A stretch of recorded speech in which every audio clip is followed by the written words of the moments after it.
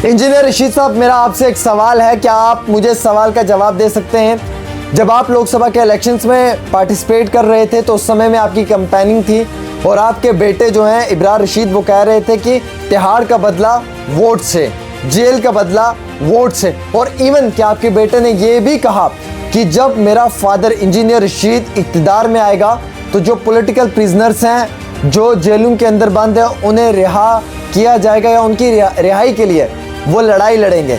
इसी दौरान में सर्जन बरकाती की बेटी जो है वो सुगरा बरकाती इंजीनियर रशीद के परिवार से मिलने आई, उनकी फैमिली से मुलाकात करने आई और मुलाकात करने के बाद वो नाराज़ दिखी।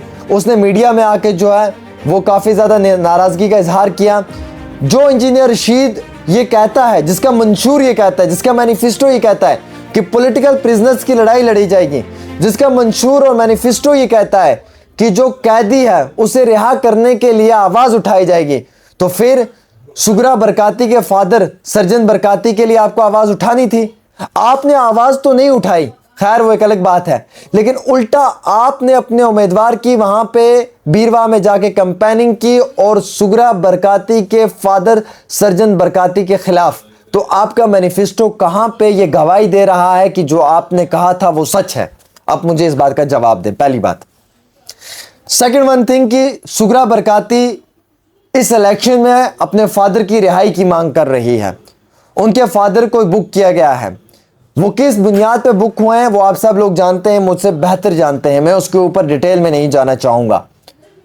उनका एक फंडामेंटल, एक कॉन्स्टिट्यूशनल राइट है कि वो इस इलेक्शन में आकर जो है वो लोगों के बीच में वोट मांगे, इसमें कोई शक नहीं है।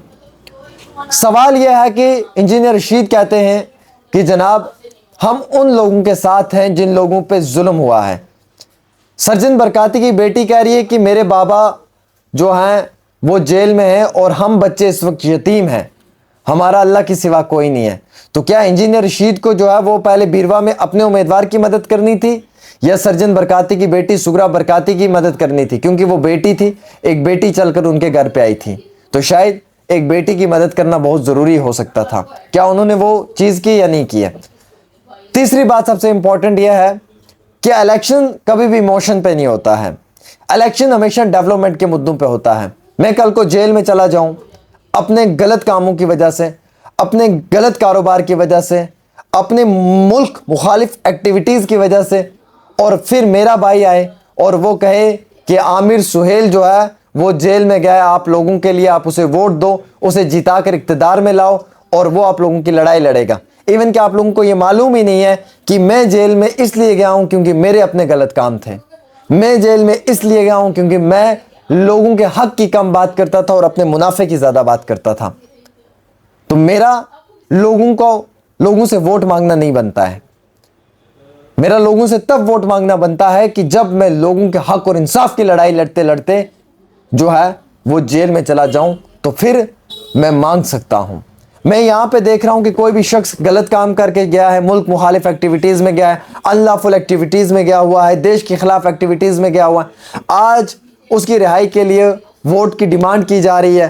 खुदारा मुझे ये बात तो पहले बताएं कि कल को कोई इंसान कत्ल कर कर किसी का जेल में चला जाएगा और फिर इलेक्शन आएगा तो हम बोलेंगे कि भाई ये कातिल है, इसको वोट देना है और इसे बाहर लाना है? क्या ये बात बनती है?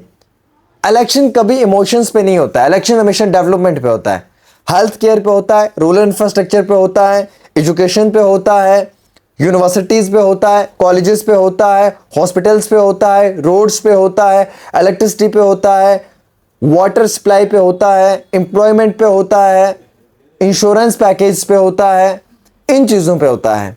यह हमें सोचने की ज़रूरत है। मैं गलत नहीं कह रहा हूँ, मैं किसी के खिलाफ नहीं हूँ, मैं फैक्ट्स को फैक्ट्स की तरह पेश कर रहा हूँ। कई सारे लोग मेरी बात से इत्तेफाक रखेंगे कि ये लड़का सच कह रहा है, ये जर्नलिस्ट सही कह रहा है, कई सारे कहेंगे ये बकवास कर रहा है, गलत कह रहा है। मैं गोदी मीडिया तो हूँ नहीं हूँ कि मैं एक ही साइड हो जाऊँ। मैं बात करूँगा दोनों साइड इक्वल करके बात करूँगा, जिससे लगना चाहिए सामने वाले को कि बात में वजन है। तो आपकी क्या राय रहती है, ज़रा आप मुझे इस पर बताएं, मैं आपकी राय भी लेना चाहता हूँ और जो आपकी राय होगी उसी राय पे मैं रिपोर्टिंग करूँगा और मैं देखता हूँ कि उस पर आवाम का क्या रिएक्शन रहता है। एक छोटी सी रिपोर्ट आमिर के साथ।